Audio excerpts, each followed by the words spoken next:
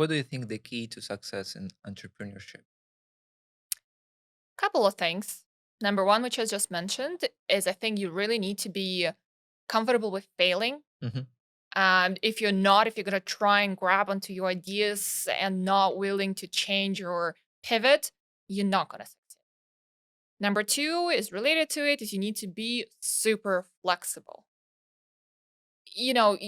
You think that when you create a startup, you think it's your baby. Yeah. You can't let it go. You can't let go of your ideas, the certain words you want to use, certain words you don't, and you don't care. You'll almost like have the super dark glasses that change everything around you because you just see your own head. You don't see how the market is reacting to it. So I think it's super crucial to hear the feedback, see how the market is reacting, see what like other people are telling you, and be ready to pivot and just let go of that idea. Um, and number three, I think you need to talk about your idea a lot. Hmm. This is a interesting question because some say, hey, keep your idea to yourself for the longest time because somebody might steal it. I don't think that's the case because if they're going to steal it, they will start from zero as well. And okay, race.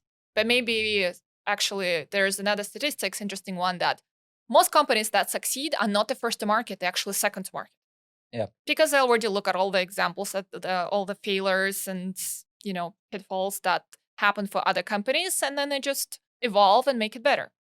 Um, so I don't think there is anything wrong about having other people having competition, but even that, when you talk about your startup, most of the time you just gain so much.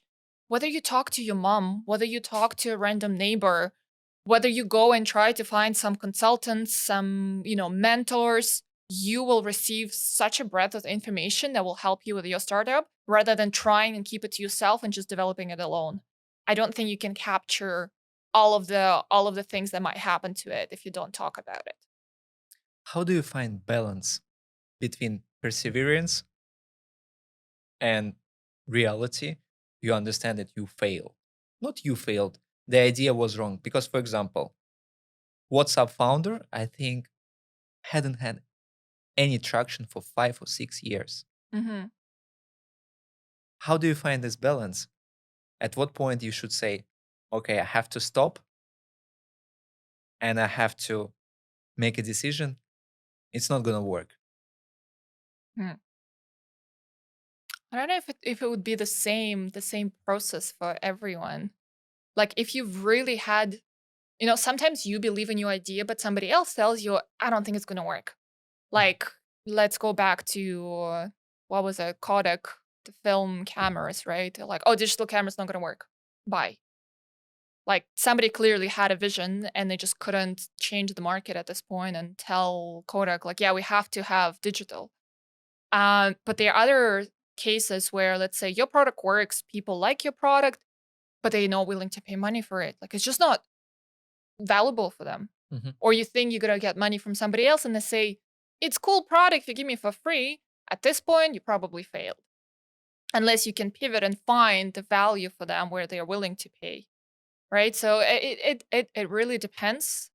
If I would say generally, if you have a big vision and you have to change the market, educate the market, you probably have a shot, but you would wait a lot longer to try and say, "Hey, look at my product. It's really cool. You just don't know what it is."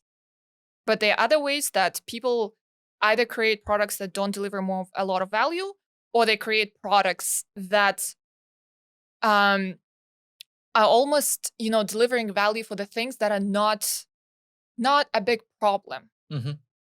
There are a ton of products that help you with like tiniest little things in the house. And sometimes it's like, oh, it's more of a hassle to me to use your cool, I don't know, special type of vacuum for that corner than just go with my finger. Mhm. So in this examples, you're gonna need to have a reality check and be like, am I actually delivering value? If I'm not, it's probably not the right product or service.